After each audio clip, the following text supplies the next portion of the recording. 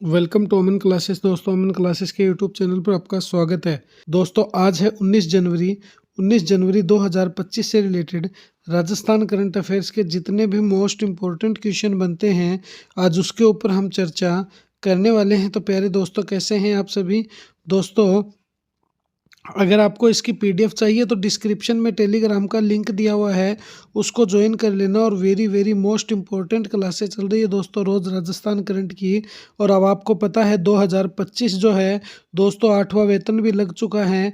अब तो पीछे सरकने का कोई सवाल ही नहीं बनता है। और 2025 जो है वो अपनी नौकरियों का, तुम इसको सीजन कह सकते हो, क्या कह सकते हो, सीजन कह सकते हो। अगर इस बार चूक गए तो फिर गई 3-4 साल की दोस्तों, कोई वैकेंसी आने को नहीं है। तो चलिए स्टार्ट करते हैं अपनी राजस्थान करंट की मोस्ट इम्पोर्टेंट क्लास को। इससे पहले जितने भी साथी जो चैनल पर नए हैं वो चैनल को ज़्यादा से ज़्यादा लाइक शेयर सब्सक्राइब कर देना दोस्तों, और बेल आइकन को प्रेस कर लेना, जिससे कि आपको रोज़ इनका नोटिफिकेशन जो है वो मिलता रहे। तो देखिए आज का अपना पहला क्वेश्चन देखिए। हाल ही में विश्व पैरा थ्रोबॉल महासंघ के अध्यक्ष निर्मला रावत को बनाया गया है। इनका संबंध राजस्थान के किस जिले से है? तो दोस्तों, ये जो निर्मला रावत जी है, इनको विश्व पैरा थ्रोबॉल महासंघ के अध्यक्ष चुना गया है। तो ये सीकर की है, सिरोही की है, जयपुर की है या अलवर जिले की? तो दोस्तों, ये अपने जयपुर जिले की रहने वाली है। कहाँ की रहने वाली है?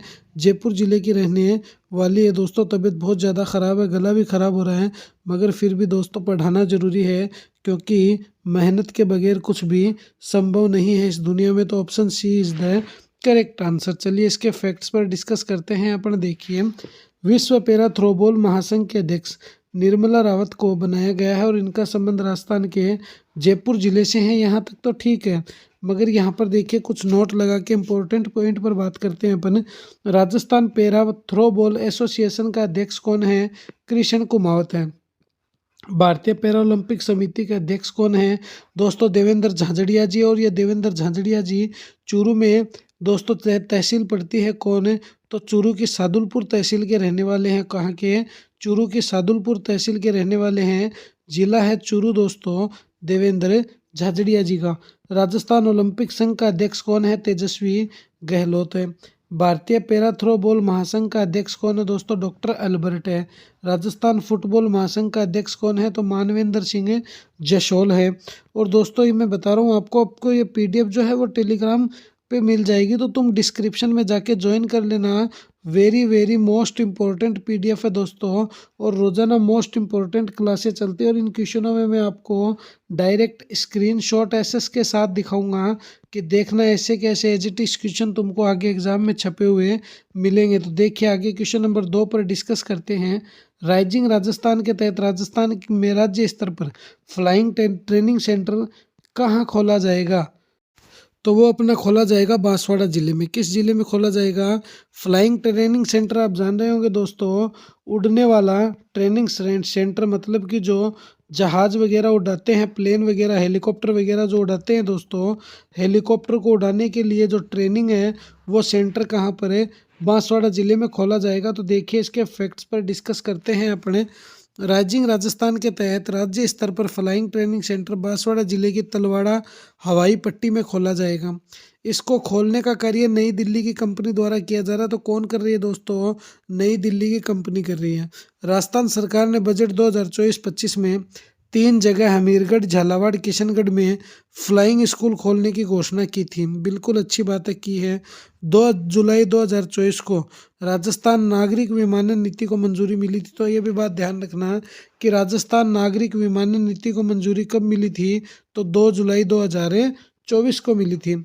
4 अगस्त 2024 को मुख्यमंत्री भजनलाल शर्मा द्वारा अजमेर जिले के किशनगढ़ में पहली बार फ्लाइंग एकेडमी अवियाना एविएशन इंस्टीट्यूट के नाम से स्थापित की गई थी। अवियाना एविएशन इंस्टीट्यूट। तो ये जो इंस्टीट्यूट है दोस्तों, ये राजस्थान की पहली फ्लाइंग इंस्टीट्यूट है। क्या है? राजस्थान की पहली फ्लाइंग एकेडमी या इंस्टीट्यूट है। क्वेश्चन नंबर 3 देखिए। पर्यटन विभाग के द्वारा वर्ष 2025 के लिए किन जिलों में ऐतिहासिक स्थलों को जोड़ने के लिए हेलीकॉप्टर सेवाएं शुरू की जाएगी? अलवर दौसा, करौली अजमेर, अलवर बाड़मेर या जयपुर अजमेर?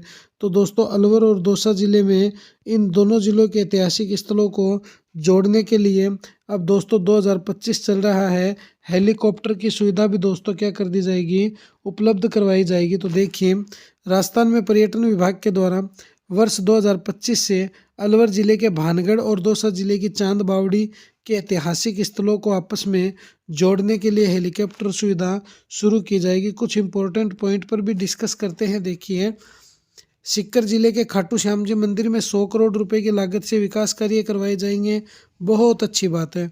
उदयपुर जिले की जावर माइंस को जियो पर्यटन स्थल के रूप में घोषित किया जाएगा। तो ध्यान रखना, जो जावर है, इस जावर में जो दोस्तों चांदी की खान है, थोड़ी सी हिस्ट्री की तरफ चलते हैं। किसके काल में मिली थी? राणा लाखा के काल में मिली थी। लाखा की पत्नी कौन थी दोस्तों?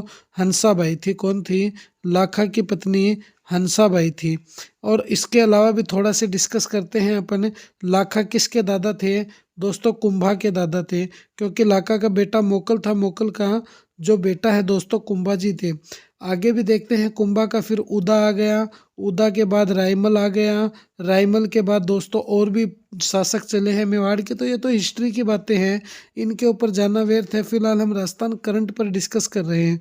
और पिच्छू या छित्र नामक बंजारे ने दोस्तों पिछोला झील का निर्माण करवाया था, किसके काल में?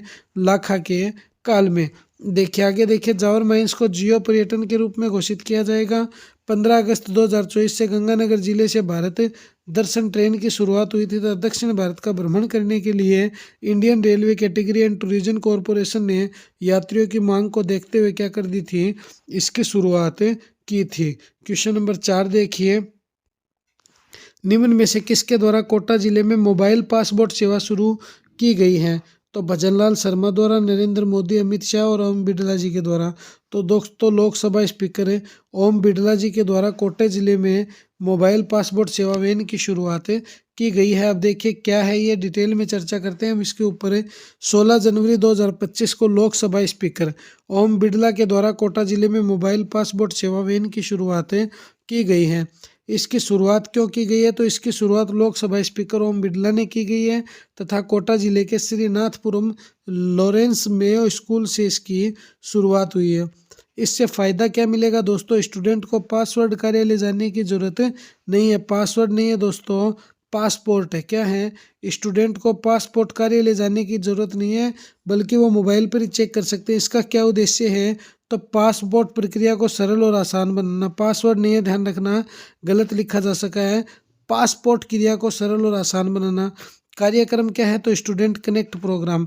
क्या कार्यक्रम रखा गया था? Student connect program. देखिए सेवाएं, इसमें बायोमेट्रिक वेरिफिकेशन एप्लीकेशन की क्या होगी दोस्तों?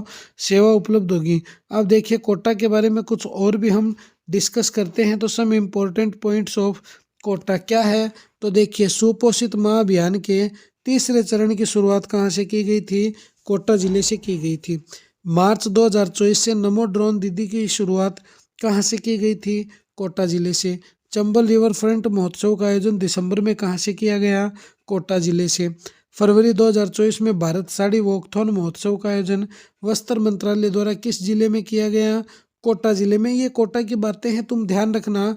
कोटा जिले के पवन कुमार जैन को वर्ष 2022 के लिए वन विकास संरक्षण और वन संरक्षण श्रेणी में अमृता देवी विश्नोई पुरस्कार से क्या किया गया दोस्तों?